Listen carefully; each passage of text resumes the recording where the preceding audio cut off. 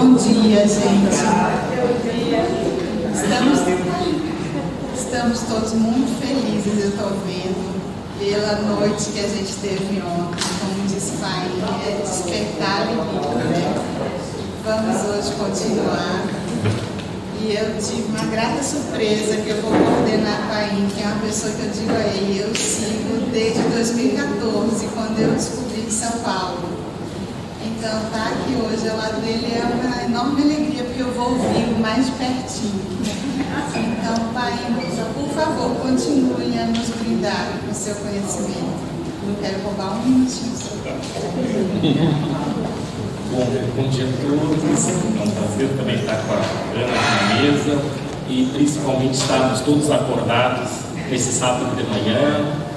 Alguns saíram tarde para casa, essas coisas que não tem o carro público, mas bem comportados todos, né? E, bom, a ideia é que a gente possa seguir conversando algumas coisas que já vimos conversando ontem, e você sabe que as melhores conversas são aquelas que acontecem nos bastidores também, né? Então, ontem, entre muitas conversas que tivemos, nós estávamos no carro, eu e a Ana e mais umas colegas que me trouxeram de volta do restaurante, estávamos falando evidentemente de psicanálise. Minha esposa disse que os psicanalistas têm um problema, eles não sabem falar de psicanálise, né? A gente vai e volta, e lá vem a velha psicanálise, seja no café, no almoço, etc. Bom, vocês conhecem bem isso, né?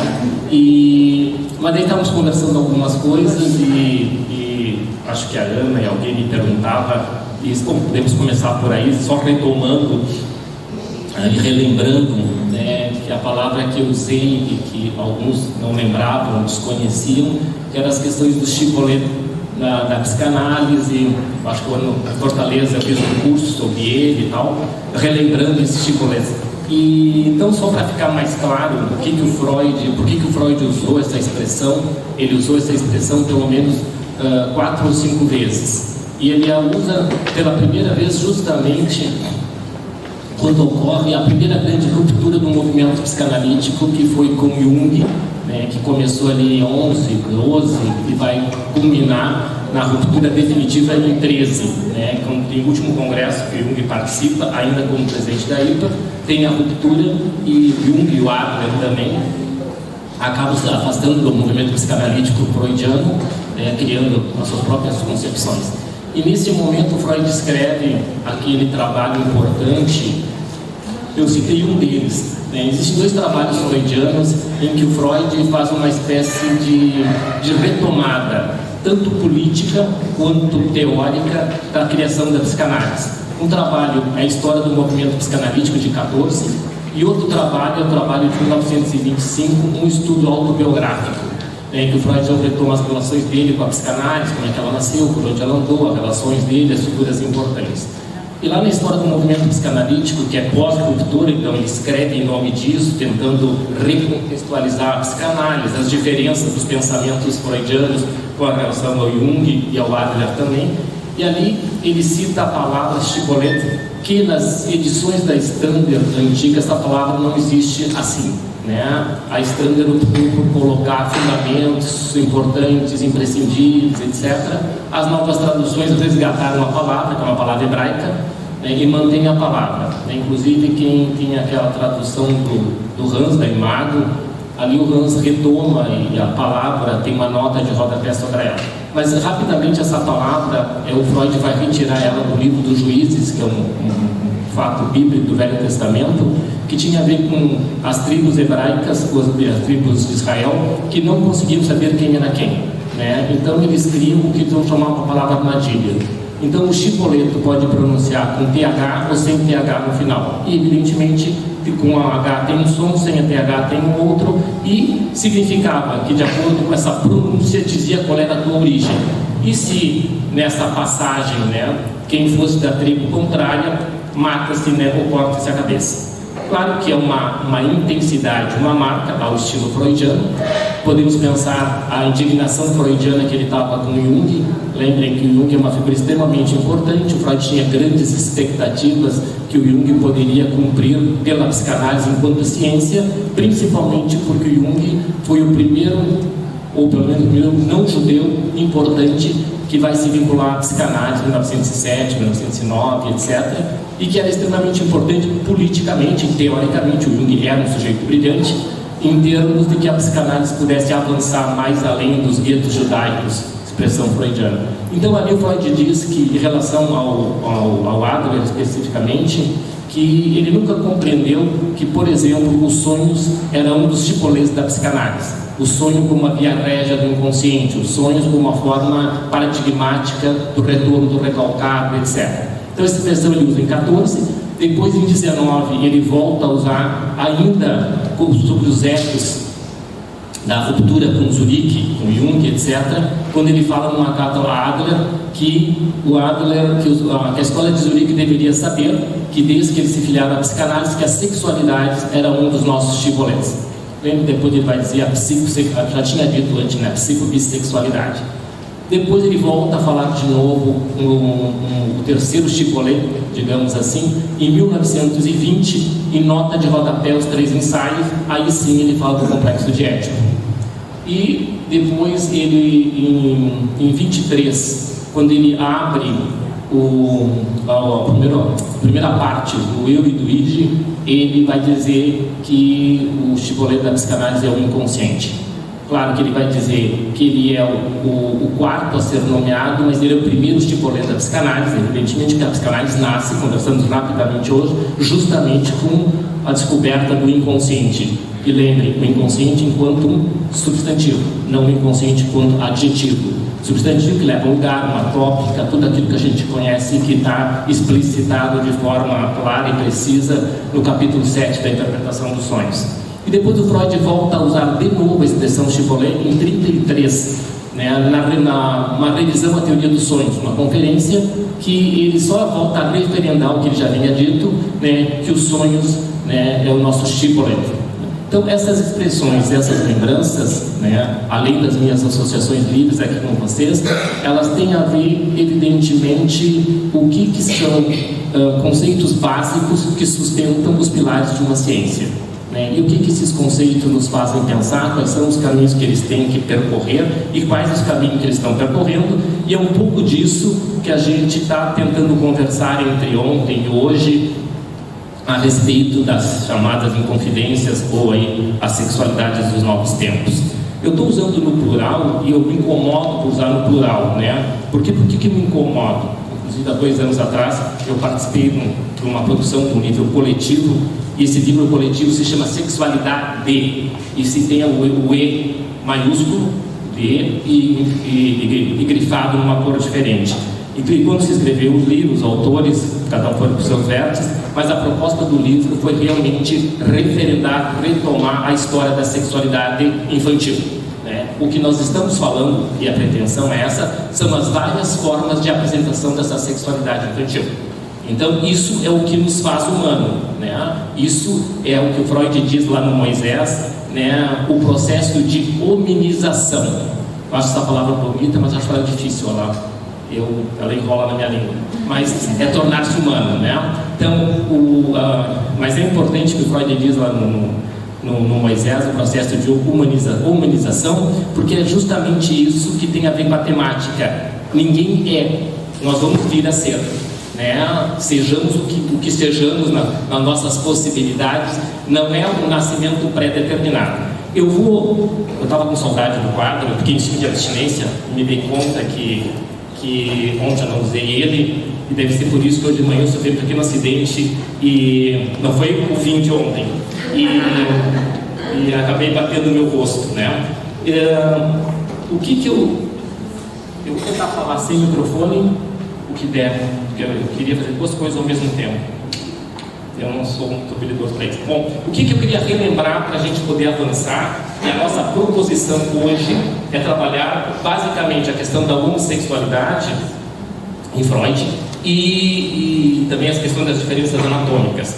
E também alguém me perguntava assim, por que a homossexualidade, né? E já que a homossexualidade é algo que permeia, e falamos ontem, desde sempre, o pensamento freudiano, presencialmente, etc. Mas a pretensão de falar algumas coisas sobre isso e ter também proposto o texto que, se alguém tiver a oportunidade de ler, a ideia foi justamente nos reconectarmos com os vários equívocos que se tem a respeito do conceito de homossexualidade no pensamento freudiano, né? O que já se disse, o que ele não disse, né? E o que a gente imputa a ele muitas vezes, né?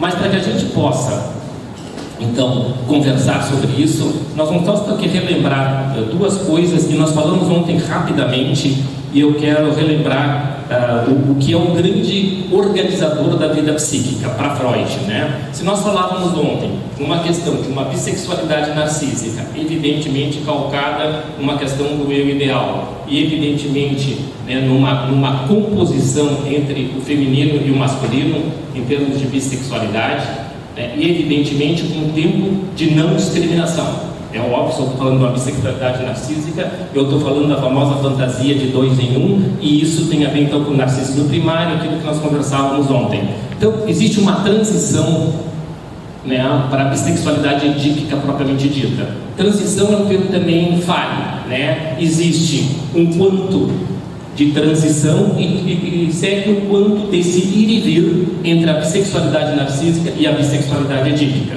Evidentemente, ninguém vai e abre mão, que é óbvio no pensamento freudiano, né? É um processo de transformação, mas um quanto da nossa bissexualidade narcísica vai seguir sempre nós com maior propriedade de vir a se transformar em uma bissexualidade edípica. Edípica pressupõe, então, amplamente a questão das diferenças.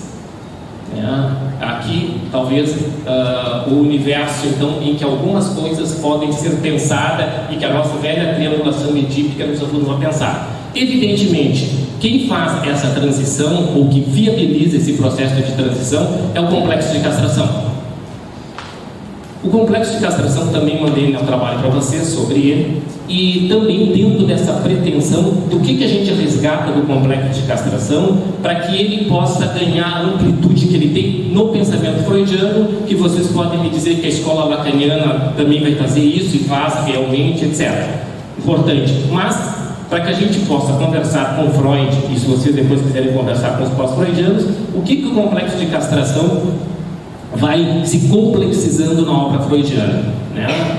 E assim como eu dizia ontem, que o complexo diético, nós ficamos tentados a ficarmos muito mais presos à conflitiva edípica do que o componente narcísico do complexo diético, por uma questão de escuta, uma questão da clínica da neurose, etc., a técnica, então ficamos muito mais presos ao que é uma resultante e não ao processo como um todo. Ao complexo de castração, digamos que não é diferente.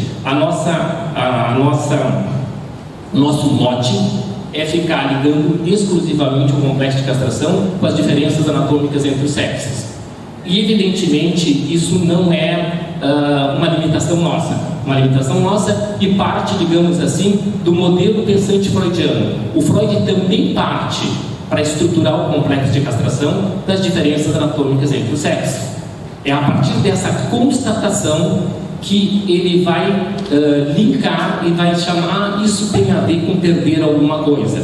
Então, ele vai fazer esse primeiro movimento em 1908, né? Teorias sexuais infantis. 1908 é quando o complexo de castração surge e o Freud começa a teorizar a partir das diferenças anatômicas entre os sexos. As teorias sexuais infantis, o que as crianças fazem? Quase que grudado nele, ele vai para 1909 e vai ter lá o Hans, o nosso grande exemplo, como é que o Hans vai lidar com a questão da castração. Ter, não ter, vai crescer, a Ana não tem, o que o pipi, quais são as diferenças. Então, aqui ele dá, não podemos dizer que ele formula o conceito, ele joga uma ideia. Aqui ele vai trabalhar essa ideia clinicamente, e esse conceito, então, vai se depurando. Falávamos que ele chega lá no Homem dos Lobos, a famosa alucinação do dedo cortado do Homem dos Lobos, tem a ver com o complexo de castração.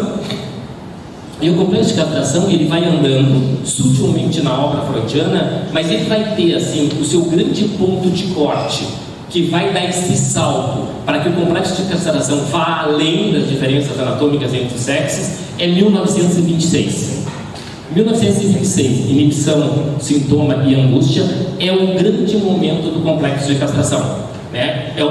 Não só o grande momento do complexo de castração, mas é também quando muda toda a teoria da angústia conhecida por todos nós. né? Nós temos todo um tempo primeiro, anterior a 26, aqui nas conferências já começa, que o Freud tem a máxima que a castração é decorrente do recalque, né? Contém em ideia, libera o afeto, esse afeto vai gerar angústia, que tem a ver com a libido, os destinos da libido, né? Depois dos anos 20, isso começa a modificar, e em 26 ele vai dizer, não, é porque tem angústia que tem recalque.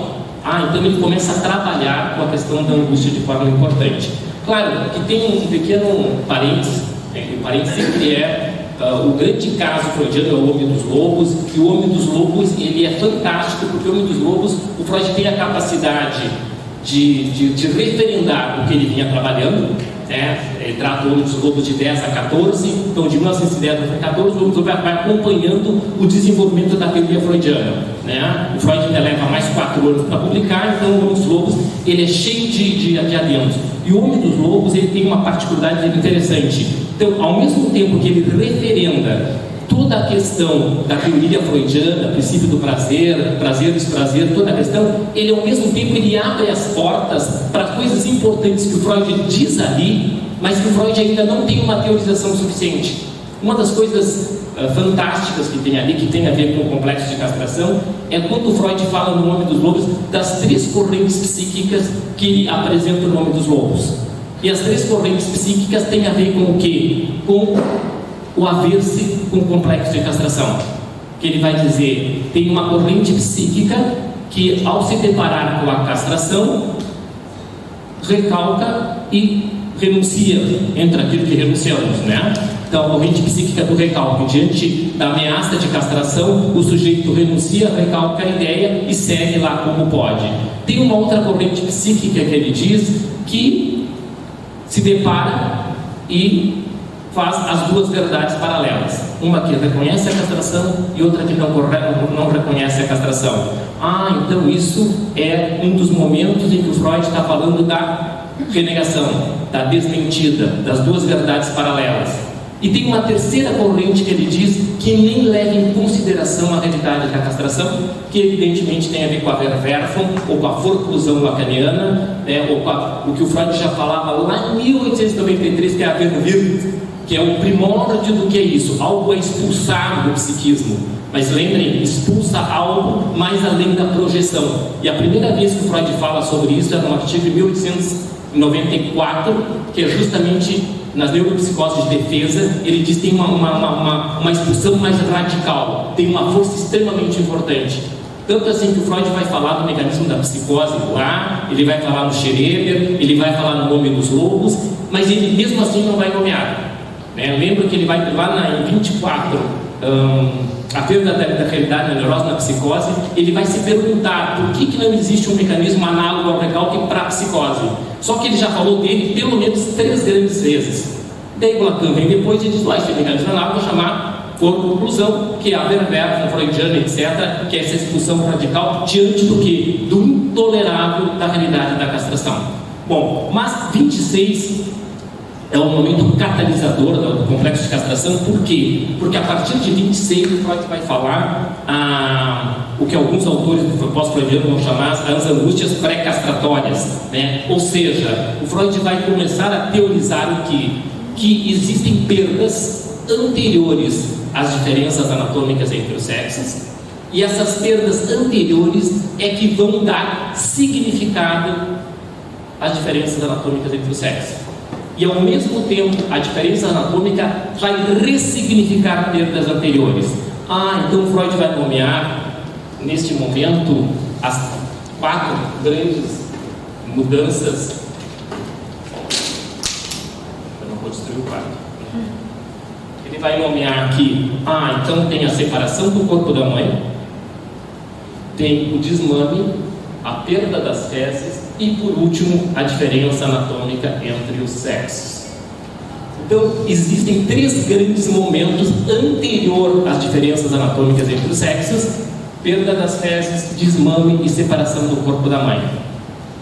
Porque quando eu fiz esse percurso para vocês, eu estava dizendo, o Freud partiu daqui, das diferenças anatômicas, foi a primeira constatação dele, né? E ele vai trabalhar isso em vários momentos da sua obra. Quando ele chega nesse grande texto que é a inibição, sintoma e angústia, eu digo grande e talvez o texto mais enrolado de Freud. O Freud, que é um grande escritor, né, escreve muito bem, nós sabemos, assim, diferente da Klein, diferente do Lacan, etc. O Freud tem uma fluidez na escrita e na fala enquanto ele falou, né? Mas esse texto, porque esse é um texto, lembrem, lá em 15, quando Freud foi escrever os textos metapsicológicos, um dos textos que ele deveria ter escrito, ele não escreveu, foi um texto sobre angústia. Ele escreveu Pulsões Sugestivo, Recalque, Inconsciente, Suplemento Metapsicológico, Narcisismo. Ele escreveu aquele narcisismo, não, narcisismo é o anterior. Os textos, ele disse, eu vou escrever uma 12, e ele escreveu 6, né? 7 com o achado depois da neurose de transferência. E faltou um dos trabalhos que faltou e que ele vai escrever só 10 anos depois é a inibição, sintoma e angústia, né? E angústia é essa grande questão, desde a angústia do desamparo até as angústias que vão modulando o aparelho psíquico. Então, a partir disso que a gente vai dizer, quando chega aqui, isso aqui ressignifica essas perdas anteriores. Isso é um pouco a teoria do trauma. Não é a teoria do trauma em Freud? O sujeito vive uma vivência traumática que ela fica inscrita e ela fica, vamos dizer, silenciosa, entre aspas.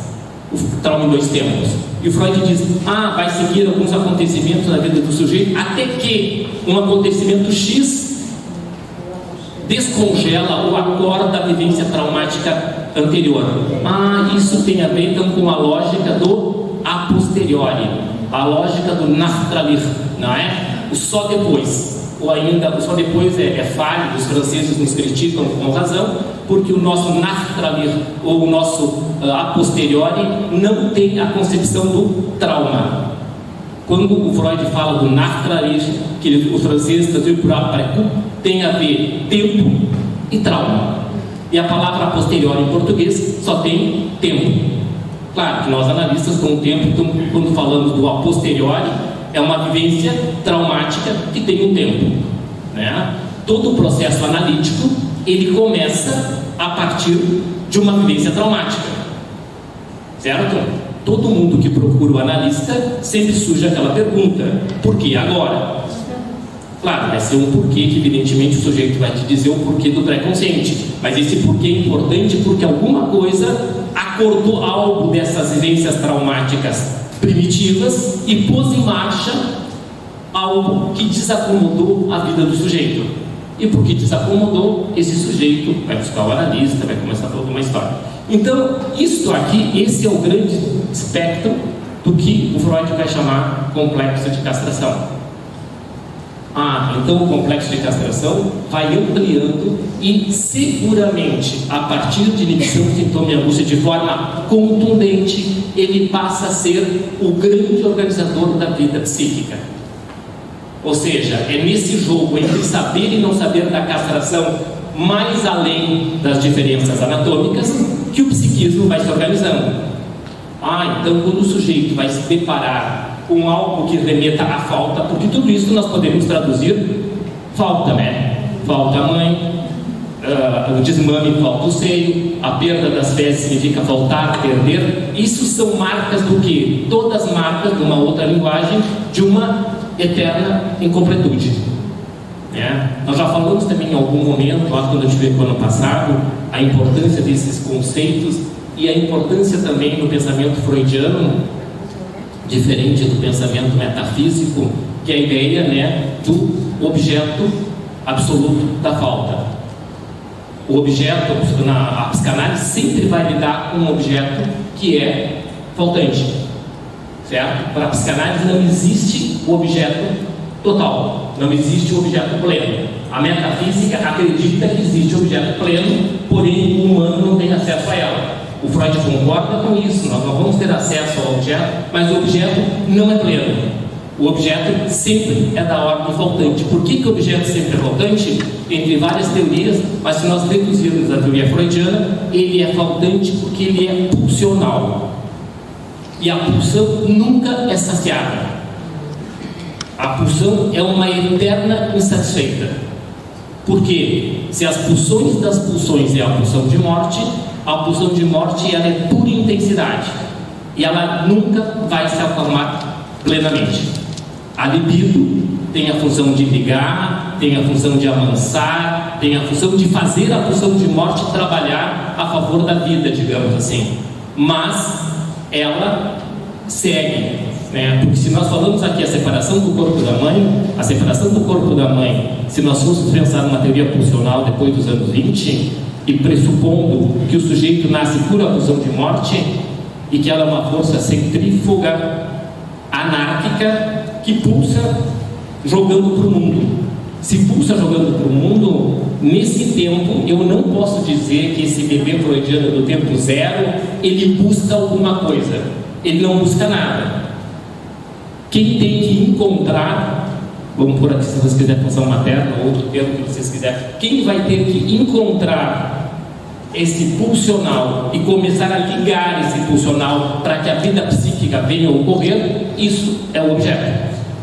Então, e lembrar o lugar do objeto é lembrar, talvez o que ele perguntava ontem, assim, a questão da importância dos objetos primários na constituição do sujeito. A importância do objeto primário na constituição da nossa sexualidade, né? Dessa sexualidade que nós falávamos, onde a Evanise, né, perguntava alguma coisa sobre essa sexualidade pulsional. Essa sexualidade que está presente na vida cotidiana de todos nós, com os seus vários, com as suas várias vicissitudes e seus vários destinos. Então, a presença do objeto, que também é um fator extremamente importante, porque quando o Freud escreve, né, aqueles dois trabalhos que eu citava para vocês, tanto Totem e Tabu quanto Narcisismo, mas mais do que Totem e Tabu, quando ele escreve Narcisismo e Luto e Melancolia, nesses dois trabalhos, são dois trabalhos em que marca a virada do pensamento freudiano em relação ao objeto. O objeto, a partir desses dois trabalhos, e quando eu digo objeto, o objeto como fonte de processo identificatório, né? O objeto que tem que ver com o dizer quem eu sou, o objeto como o emissor das identificações primárias. Então tem esses dois textos, Narcisismo e Luto e Melancolia, dois trabalhos que vão falar do poderio do objeto. Com esses dois trabalhos, aquele conceito que está lá nos 3 ensaios, pulsão de domínio ou pulsão de apoderamento, sofre um abalo, sofre um embate teórico importante. Porque quando o Freud escreve da pulsão de domínio, a pulsão de apoderamento nos 3 ensaios, ele fala de uma atividade da bissexualidade do bebê em relação ao objeto. O bebê devora o seio numa linguagem. O bebê nessa atividade incorpora. E não o que ele começa a falar em 14, 15, 17 e retoma em 21. Psicologia das massas e análise do eu. Se nós vamos falar de identificações, nós temos obrigação, se não estudar, pelo menos citar o capítulo 7º da Psicologia das Massas. É o capítulo onde ele vai catalisar toda a sua teoria identificatória. Tudo que o Freud vinha falando, desde do projeto, se vocês quiserem, das afasias, da carta 52, da interpretação do sonho, do ego, tudo que ele vem conversando sobre isso, o momento catalisador que ele vai juntar e vai dar uma metapsicologia do processo identificatório. Eu preciso de 2 textos. Eu preciso de Psicologia das Massas, em especial o capítulo 7º, e eu preciso do eu e do id, ou do eu e do isso, como vocês preferirem, 23. Esses dois trabalhos, eles são fundamentais. Claro, eu vou encontrar outras coisas depois, mas a essência do que é o processo identificatório, que vai ter a ver, evidentemente, com as questões das identidades, são esses 2 trabalhos. Mas, voltando então, quando eu falo do objeto enquanto fonte de emissão que vai levando história desses processos identificatórios. Então, Narcisismo e Luto e Melancolia tem esse lugar importante, porque até então o objeto em Freud é imprescindível, mas não é determinante. E em momento nenhum o Freud vai abrir mão do objeto. Alguém me perguntava ontem sobre as intensidades. Não me lembro quem lembro que o pensamento freudiano, seja em que tópica for, sempre é produto, né, do encontro da pulsão com o objeto. Se vocês quiserem trabalhar com a primeira tópica, ok. Se vocês quiserem trabalhar com a segunda tópica, que eu não sei desenhar, meio índio aqui, mas vou desenhar uma coisa que vocês vão ver depois lá. Seja aqui ou seja aqui, nessas duas tópicas, ou ainda quem quiser inventar uma terceira tópica, de tempo em tempo surge possibilidade, sempre pulsão e objeto. Mesmo que seja aquilo que eu disse para vocês. O objeto não nasce vinculado à pulsão, ele vai vir a vincular-se à pulsão. Em nenhum momento na obra freudiana, ele é uma aquisição, ele não é algo a priori. Então, é desse encontro que vai se criar algo que eu vou chamar aparato psíquico, realidade psíquica, inconsciente, mundo representacional, seja em qualquer uma das tópicas. A diferença é o lugar dele.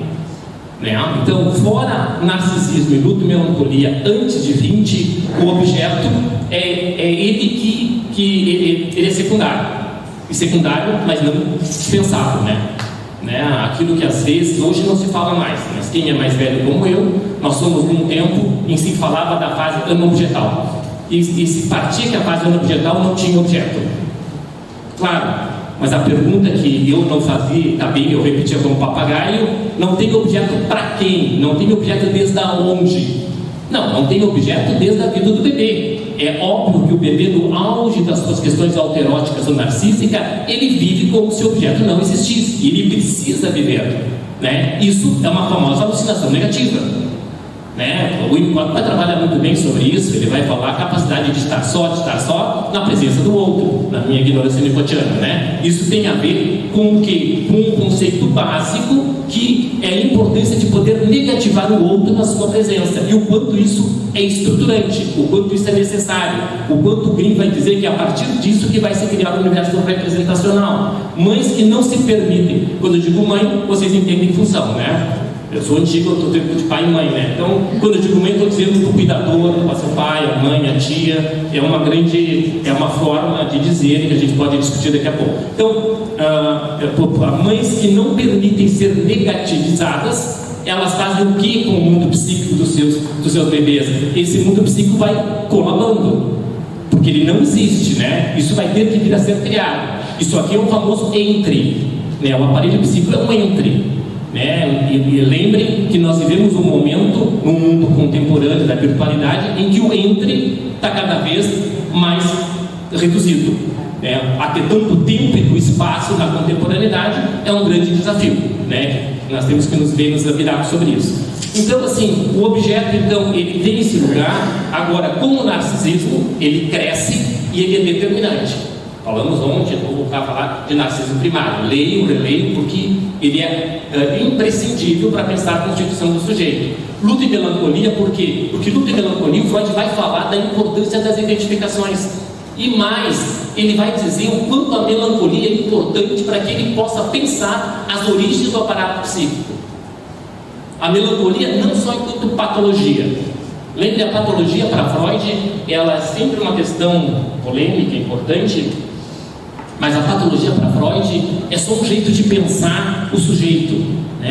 E ele vai dizer, olha, a melancolia tem uma coisa muito interessante. Ele vai falar, óbvio, do luto, da melancolia e tal, mas ele vai dizer, a melancolia me joga para um outro lugar, porque a melancolia, ela vai, mesmo que o Freud ainda não esteja falando, né, do mais além, nós estamos em 15, publicado em 17, né? Evidentemente, a melancolia vai precisar ser revista nos anos 20, e ele vai rever ela lá em 23. Por quê? Porque ele está falando da melancolia, da destrutividade humana ou da autodestrutividade sem o conceito de pulsão de morte, só com a teoria original, né? Inclusive, eu vou botar atravessar aqui, eu e meus atravessamentos, atravessar algo importante, né? Que quando a gente fala em questão de morte, libido, tal. Lembrem que o Freud trabalhou todos os anos 20, toda a sua compreensão do sofrimento humano em cima do quê? Das pulsões e seus destinos, não é? Claro, com o seu jogo com o autoconservativo.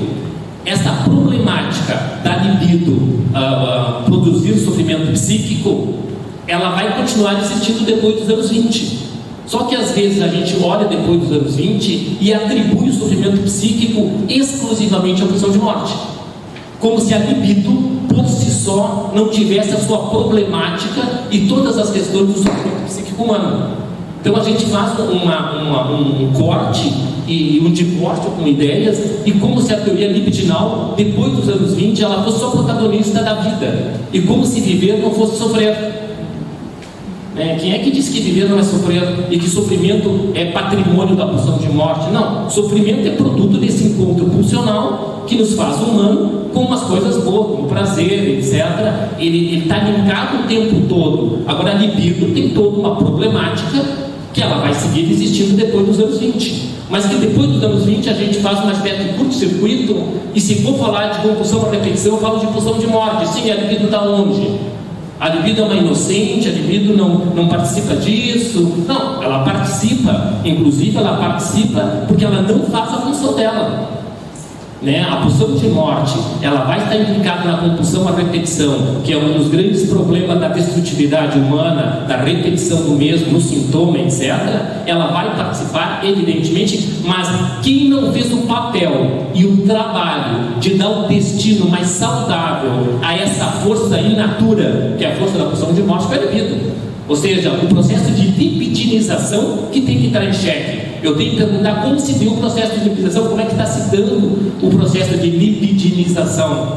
Tanto que em caso de pacientes graves, o que a gente fala amplamente? Bom, que é importante um processo de libidinização do paciente. É importante que tenha uma erotização onde houve falhas importantes nesse processo. Então a constância do analista, a forma de intervir, toda a problemática de como intervir em casos ditos graves, casos ditos mais regressivos, a questão da própria psicossomática, etc. Tem uma questão lipidinal importante. Fala, Helena. Pode me interromper, senão eu vou até o meio-dia. Já está dando tiro na minha cabeça. Seguinte, queria voltar um pouquinho quando você falou ali da... Quando você falou do narcisismo primário, até anotei aqui em algum lugar, sim. Narcisismo primário sem objeto, tá? Aí, eu estava pensando no que disse o Green naquele livro, O Tempo Fragmentado, né? Porque aí você falou, o problema não é só a pulsão de morte, mas tem também a problemática da pulsão de vida, né? da libido. Então, assim, se o bebê está no autoerotismo, ele é o seu próprio objeto. Se o bebê está no autoerotismo, existe uma libido aí, existe uma pulsão de vida, né? Então, falar do narcisismo primário sem objeto, mas eu acho que tem que ter um parêntese. Quer dizer, esse bebê, ele não está em contato, como coloca o Green, ele não está em contato direto com aquele objeto externo e que está fazendo um anteparo, está fazendo um anteparo, está suportando a pulsão de morte do bebê, para que possa então surgir essa outra força, que é a pulsão de vida, ou libido, né? E que ele vai dirigir inicialmente a ele mesmo. E não é esse objeto mãe, ou seja lá o que for, que está sustentando ele e a pulsão de morte que ele está projetando, né? Então, o Green coloca, que eu tenho a impressão que é isso que você está querendo embutir aí na tua fala. Quer dizer, o Green coloca, peraí, tem objeto, mas não é objeto como quer a Melanie Klein. Esse bebê, ele não está ali numa relação objetal com essa pessoa que está fora e que ele está colocando. Não é isso. Esse objeto é fundamental, mas nesse momento não tem, o bebê, ele não tem consciência desse objeto, sei lá, não tem vivência, não tem relação com esse objeto, e aí esse objeto serve como um anteparo para que comece a função de vida, mas que vai se voltar para o bebê. É isso? Entendi. Não.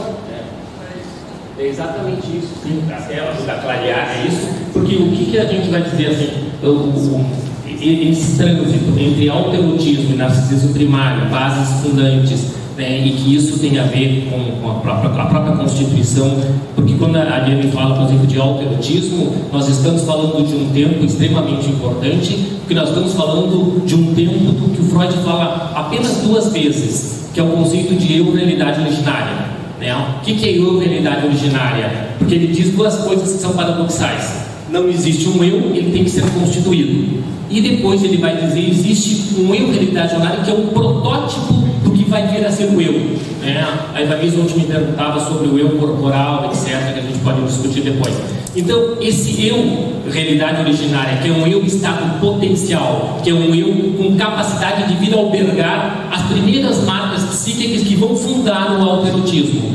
E é um tempo em que esse bebê vai se relacionar com esse universo dessas marcas precoces e ele não tem ainda uma representação psíquica de um objeto. Ele tem o quê? Ele tem marcas psíquicas internas que levam alguns atributos do objeto. Quando ele tiver representações mais construídas, ele está enveredando para o que a gente vai chamar narcisismo primário. Né? Então, esse tempo primeiro, e isso que a gente fala é importante, assim. A Klein vai partir do pressuposto de uma relação de objeto, que é a famosa relação de objeto da escola inglesa, né? De se jogar para o objeto, de devolver para o objeto. Não, o bebê freudiano vai fazer tudo isso intrapsiquicamente. É com o que ele tem do vivido com esse objeto, que ele não reconhece como tal, que tem a ver com o que o Freud chamaria de experiência de satisfação, experiência de dor, e é nesse circuito que ele vai começar a poder trabalhar nessa questão autoerótica, né? Nesse fragmento do que ele vai constituir do próprio corpo, ganhando espaço psíquico, etc. Que é por aí, se tu vai, nós compreendemos bem, e a diferença daí do objeto em Klein e do objeto em Freud. Né? Então, o objeto em Freud, nesse tempo das origens, ele está ali, ele é importante, mas ele está nesse lugar negativado, vamos dizer assim. Nesse lugar onde o bebê pode sustentar essa alucinação negativa, e isso vai perdurar até que o bebê avance mais além. Porque por isso que esses dois conceitos, três, né? Autoerotismo, narcisismo primário e narcisismo secundário, são conceitos extremamente importantes. Porque de alguma forma é só a partir do jogo entre o narcisismo primário e o narcisismo secundário que o objeto passa a ser alvo então de uma interação para o bebê freudiano. Então o bebê joga para o objeto devolve algo para ele e ele começa então essa interação. Tanto que a gente vai dizer, enquanto o narcisismo primário tem tudo a ver com o universo do eu ideal, é o ideal do eu, que é um vir a ser, e se é um vir a ser, já significa o quê? Uma ruptura na hegemonia narcísica primária, né? Quando eu jogo. Então aí o objeto sim passa a ter uma interação direta com o bebê freudiano. Né? A gente pode brincar o bebê freudiano, Clemente. Fala, Carol. Aí você começou a falar da pergunta do comentário interessante sobre essa questão do eu originário, né? Eu acho que cabe quando você tentou avançar e voltou, eu percebi, do eu originário, do ego corporal. Por que não é esse momento do ego corporal? Onde vai vir, a partir daí eu vou voltar para a minha psicossomática, né? Porque esse eu realidade originária, esse eu ideal, eu realidade originária, é o prazer purificado. Mas nesse momento parte do pressuposto de que não há uma diferenciação eu e o mundo. E onde fica então, para onde fica então projetado quem é esse outro que, para se manter nesse eu prazer purificado, onde vai a experiência da frustração, da dor, do desconforto, até embora eu acho que o eu corporal é um pouco mais posterior, né? Mas onde vai? Qual é o destino dessas projeções para que possa, não havendo diferenciação eu-mundo, para onde vão essas dores da vida, digamos assim, e manter o eu do prazer purificado? Mais alguma coisa? A gente pode ir falando algumas coisas e a ideia é essa, né? Sigo interrompendo para ver se a gente não siga o consenso, mas siga pelo menos. Eu só quero anotar algumas coisas que a gente vai ter que falar aqui: a realidade originária, o eu ideal e o eu puro prazer. Vou falar para vocês sobre o ideal do eu.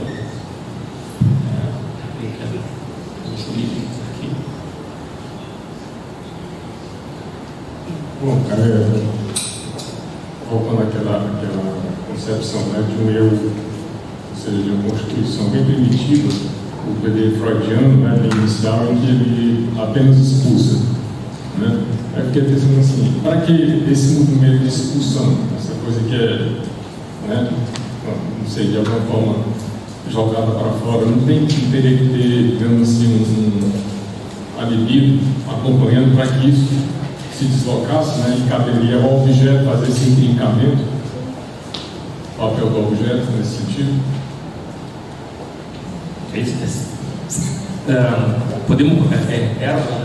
Podemos começar pela questão do ego. Sim, assim,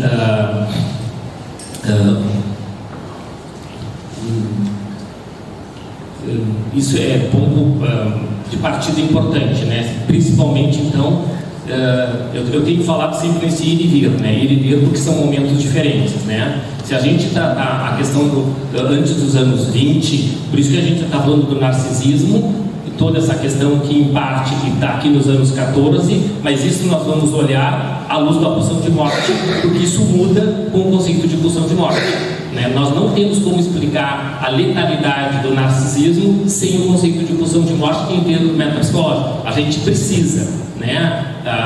Vários autores dizem que Narcisismo e Luto e Melancolia são textos fora do tempo dos anos 20. Eles são textos pós-20, mas eles foram fecundados por essas questões da genialidade freudiana. Mas então nós vamos falar ele olhando para pulsão de morte versus pulsão sexual.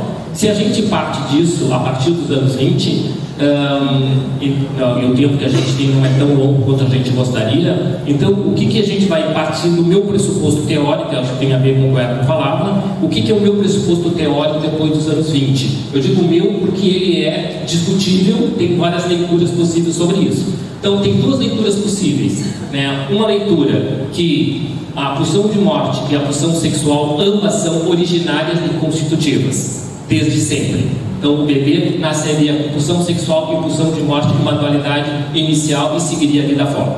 Essa é uma leitura da qual eu acho que não se sustenta no pensamento freudiano.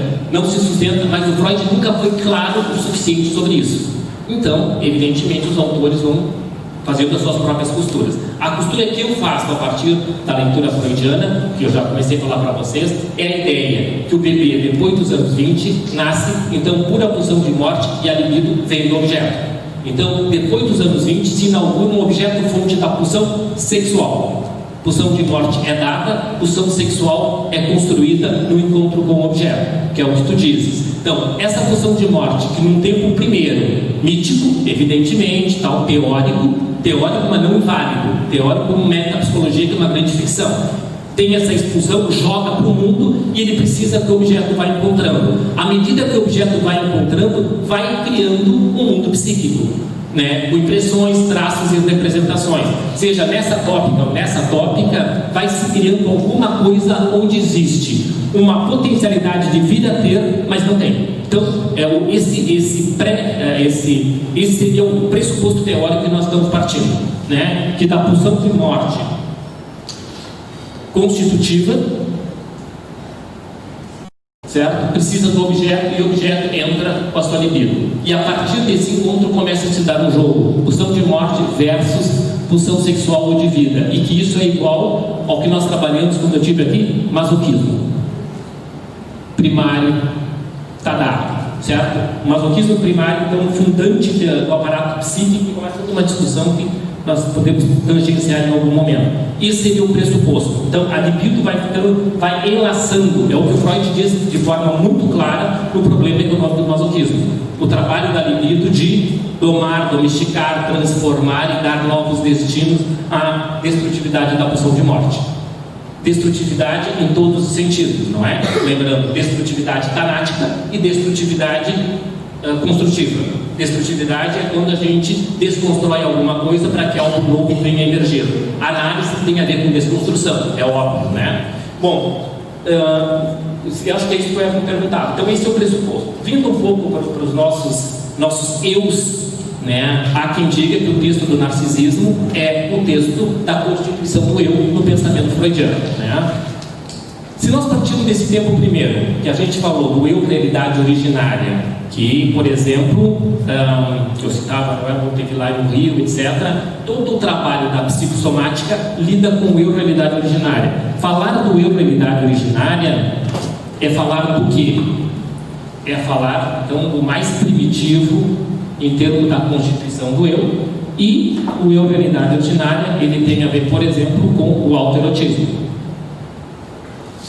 Lembra que o Freud diz, para que o narcisismo se instaure, alguma coisa tem que levar do autoerotismo ao narcisismo. Então, autoerotismo tem a ver eu realidade originária, né? Autoerotismo vai ter a ver com pulsões parciais.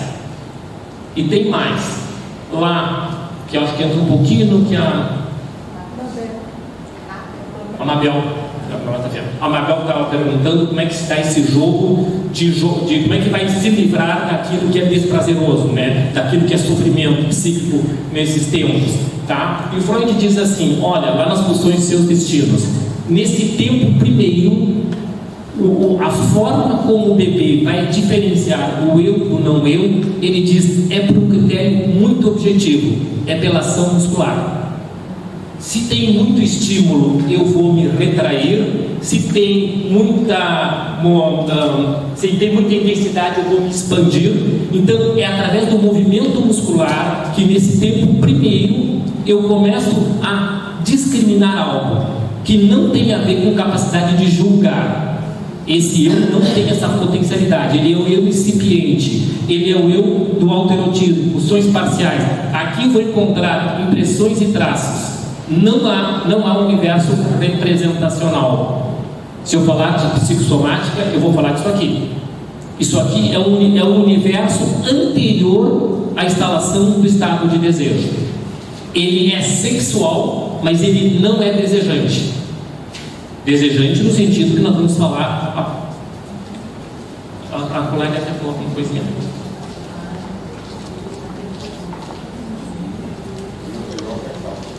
Esse estado anterior que você está colocando, ele traz um esquema do aparelho perceptivo, traços mnemônicos, e depois vem a construção do inconsciente, né? O aparelho psíquico a partir do inconsciente. Então, esse estado primeiro é o antes do inconsciente ser formado como aparelho psíquico, conforme aquele gráfico lá que trabalha isso. Isso tem a ver com a importância de dois grandes conceitos na obra freudiana, né? O inconsciente recalcado e o inconsciente não recalcado. Esse autoerotismo tem a ver com o inconsciente não recalcado. Ou ainda, se a gente quiser ir para a carta 52, o Freud fala de um inconsciente originário. Claro que esse inconsciente não recalcado, eu só vou saber dele à medida que se está no recalque, que é a lógica do a posteriori. À medida que o recalque se instaura, eu começo a vislumbrar como forma de comunicação o que é do recalcado e o que é do não recalcado. Por exemplo,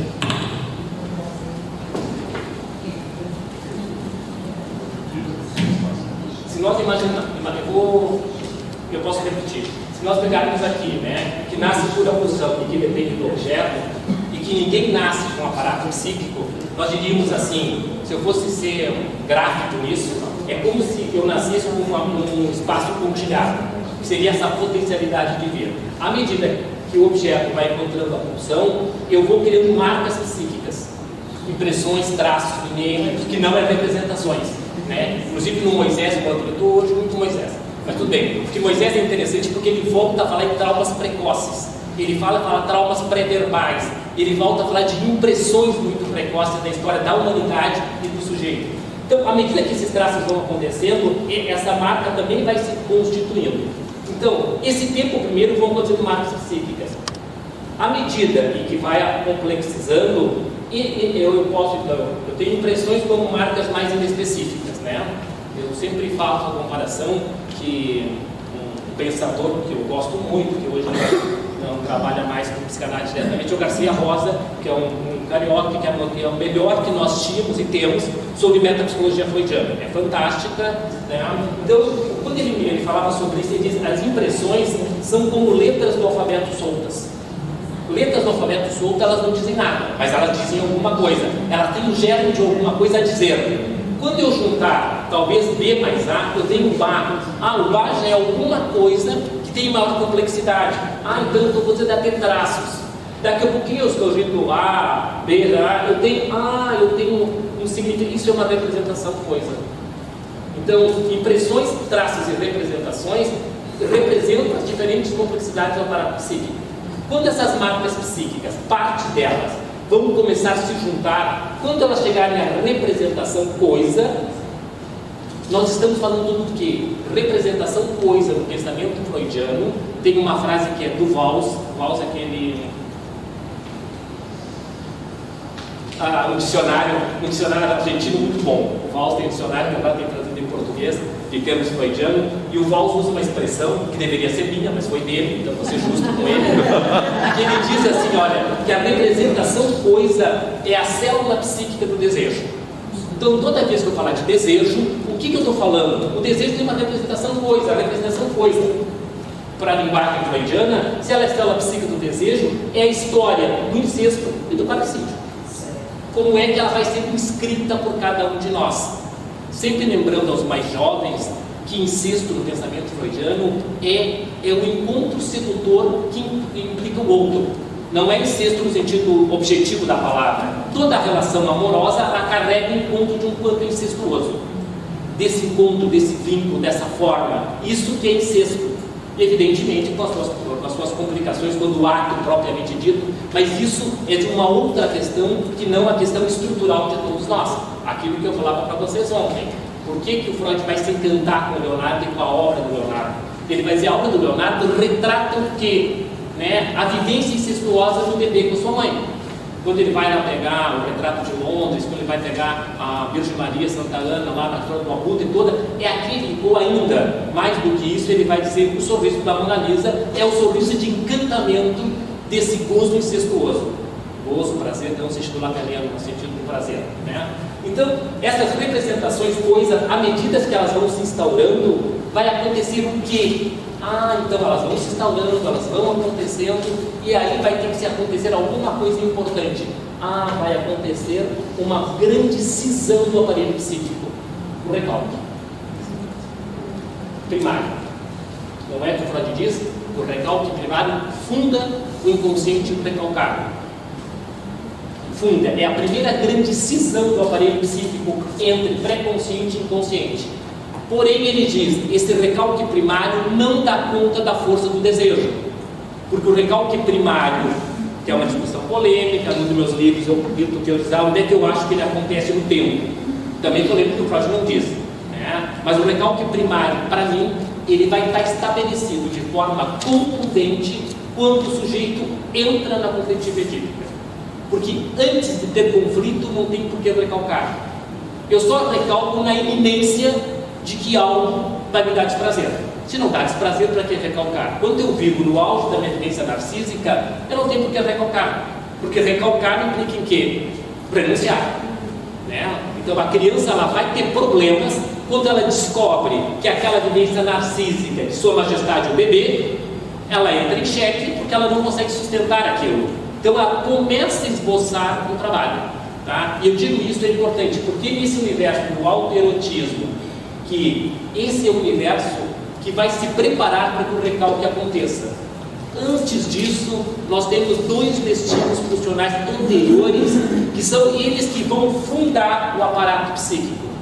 São dois destinos que, na nossa ignorância, nós lemos na maioria das vezes, mas não compreendemos. Transformação no contrário e retorno sobre si mesmo. Funções e seus destinos, naquele texto de 15, é sobre isso o tempo todo. Ele até cita a sublimação, ele cita o recalque, ele fala outras coisas, mas todo o trabalho é transformação no contrário e retorno sobre si mesmo. Dois destinos funcionais que estão imbricados, eu não tenho como pensar um sem pensar o outro, mas eles são fundantes do aparato psíquico. Eles são as primeiras formas de contenção da demanda pulsional. Esse aparato psíquico ele existe para quê? O aparato psíquico ele existe como um aparelho de captura e transformação da demanda pulsional para que a vida psíquica possa existir. Mas todos os destinos da pulsão têm que conter e dar algum nível de satisfação, seja no sintoma, seja na transferência, seja no sonho, Porque não basta conter, que se tu contém e tu não dá uma saída, isso é implosão psíquica. Isso é o que as grandes ditaduras fazem, até que em algum momento irrompe algo e porque vão contendo, ou irrompem culturas mais conservadoras, por exemplo, índice de suicídio muito elevado. Por quê? Porque vai contendo, e então todo esse trabalho psíquico tem que conter, transformar e avançar. Eu não sei se te ajudei a pensar no que tu perguntar. Esse aqui é o universo do inconsciente não recalcado. Porque tem essa aqui, eu dizia, o desejo segue pulsando. Tem que haver um segundo tempo, que é o pós-calcar do recalque secundário. O Freud diz, né? Porque daí, quando o sujeito entra na conflitiva, ele vai desejando, a criança vai lá no auge das suas questões edípicas, até que na famosa dissolução, resolução, que nunca se resolve, né? Mas na equação, quando se equaciona a situação edípica, o recalque secundário se instaura e a criança entra na latência. Daí o inconsciente recalcado, ele é constituído por dois grandes tempos. O primário, que puxa, esse aqui puxa, e esse aqui empurra. E nesse espaço vai se criar o que? O recalcado. E lembre, o recalcado não resiste. O recalcado sempre quer satisfação. Quem resiste é o recalque. A gente faz umas conclusões que são termos muito parecidos. Então, o recalque tem resistência, ele é resistência, ele é defesa estrutural. Nós precisamos deles para nos tornarmos minimamente neuróticos. Nós precisamos deles para poder interagir na cultura, no meio, renunciar, trabalhar, negociar. Então, ele contém o desejo e eu vou trabalhando para realizar de alguma outra forma. As mais variadas formas que a gente trabalha, na clínica, na vida, na cultura, etc., como é que ele retorna. Então, o inconsciente recalcado, que é o grande objeto de estudo freudiano. O Freud vai teorizar várias coisas. O recalcado, o não recalcado, fora. Mas a grande paixão dele, a grande questão dele, sempre foi o recalcado. Porque sempre foi a questão do desejo. O desejo é uma grande invenção freudiana. O desejo psicanalítico. O desejo na cultura, na filosofia, ele existe. O desejo sempre foi a grande questão freudiana. Óbvio que depois dos anos 20 ele descobre que desejo é importante, mas desejo é aquisição. Poder desejar é uma coisa extremamente sofisticada, mesmo que seja um desejo narcísico, porque aqui, eu lembro, é estado de não desejo. Isso é a desafetação da psicossomática. Mas desejo, eu estou falando, não significa que não seja sexual, porque nada do que esteja aqui é não sexual, porque se inscreveu é sexual. Porque quem tem a capacidade de ligar é só a libido. Ela que vai ter a função, quando ela liga, ela escreve. Como é que essa inscrição vai se dar? Como é que isso vai ser mais traumático, menos traumático? Quando a gente fala de traumas pré-verbais, nós estamos trabalhando isso que é do autoerotismo. O autoerotismo, para o meu gosto, é um desafio contemporâneo. Autoerotismo, as questões que antecedem, o próprio masoquismo, como é que ele se instaura, como é que ele vai ter destinos. Então esse seria o tempo primeiro. E aqui está a raiz, evidentemente, de como é que esse eu, que antes de mais nada é o eu corporal, como é que ele vai se dar enquanto uma superfície e a projeção de uma superfície, que vai se estabelecer no pensamento freudiano para que a gente possa falar de um eu. À medida então que vai havendo investimento libidinal e a famosa nova ação psíquica, que nós falávamos que a nova ação psíquica teríamos tudo para referendar a ideia da identificação primária.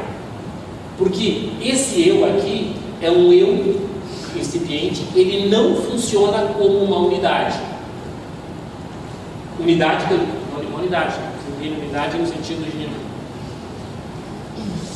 A palavra unidade eu gosto dela, mas ela é dúbia. Unidade é ter um princípio organizador.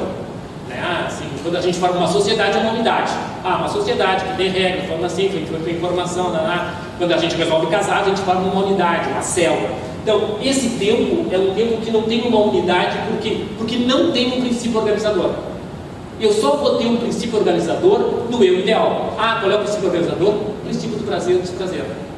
Esse é claro. Depois dos anos 20, vocês poderiam me dizer, mas tem um princípio de nirvana.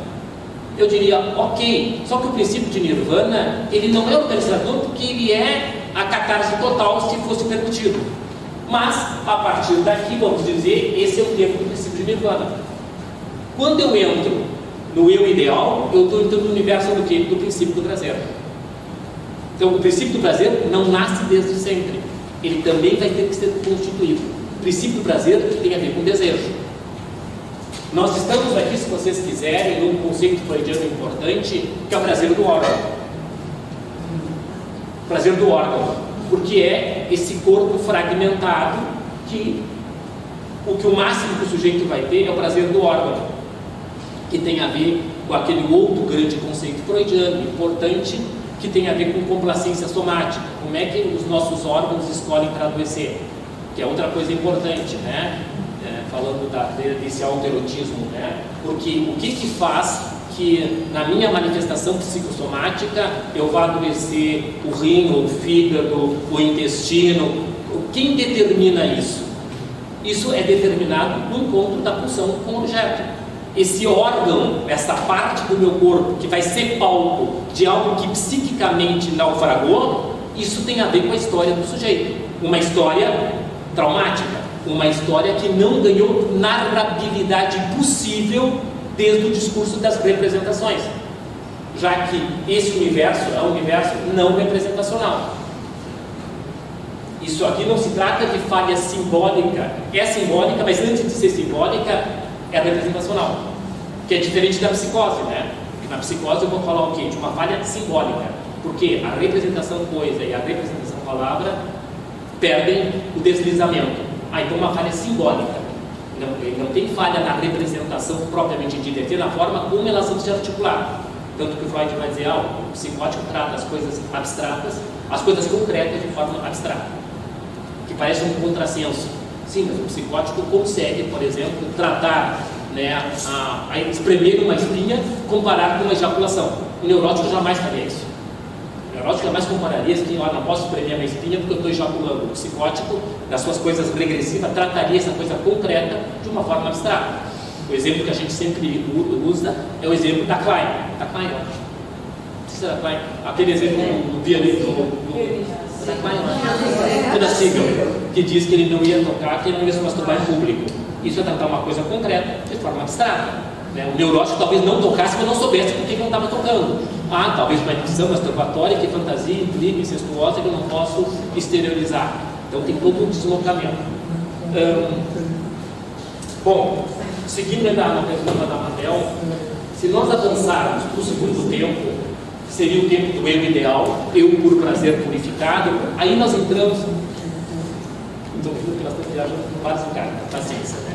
Cada um tem o portador que merece, então vocês estão me merecendo sentido, tá? O que acontece?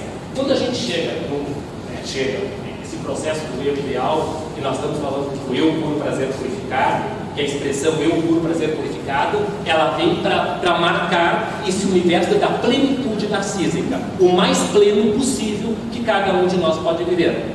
Nesse tempo do eu ideal, eu por prazer purificado, nós temos, para poder responder a tua pergunta, uma possível, uma resposta metapsicológica, nós temos que começar a trabalhar com os juízos, a capacidade de julgar. Então, qual é o mecanismo que está posto nesse tempo? Nesse tempo, Freud vai dizer lá no texto da negativa, é o juízo de atribuição. Lembra do juízo de atribuição? Ele está bonitinho lá na negativa, ele está lá no projeto. O que é o juízo de atribuição? Foi o que tu disseste.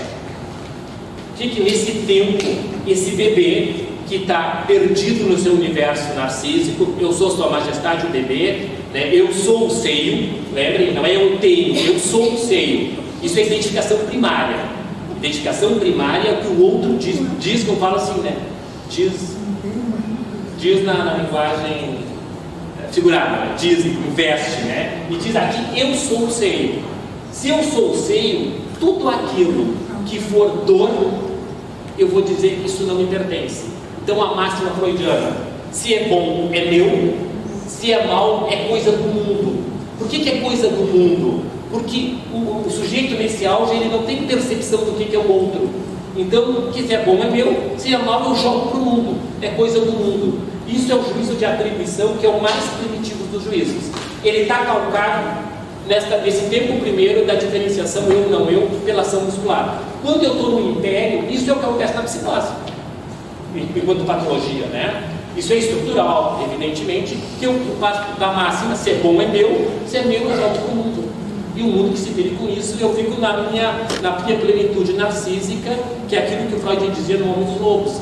Né? Nem leva em conta a realidade da castração, porque quando algo anuncia, joga para fora e me recolho narcisicamente, que é toda a questão que ele diz no narcisismo, na psicose. Há um recolhimento da vida para o eu e o sujeito vive como se o mundo não existisse.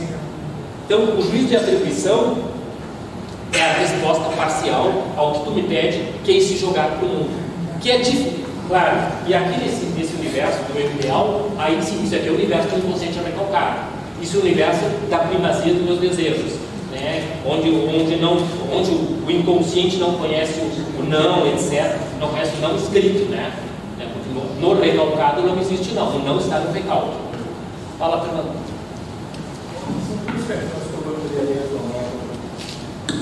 Para compreender melhor. A primeira foi quando você falou os primeiros traços, né, são libidinais, quer dizer, e só a libido é capaz de juntar, de fazer crescer. Então, daí todo desejo é sexual. A minha pergunta é como então se defender da acusação de que a psicanálise é pansexualista? A outra questão é a seguinte, essa você acabou de dizer agora. Se nesse estado narcísico, né, de indiferenciação e o mundo, a dor eu jogo para o mundo. Como jogar para o mundo a minha dor se não existe mundo?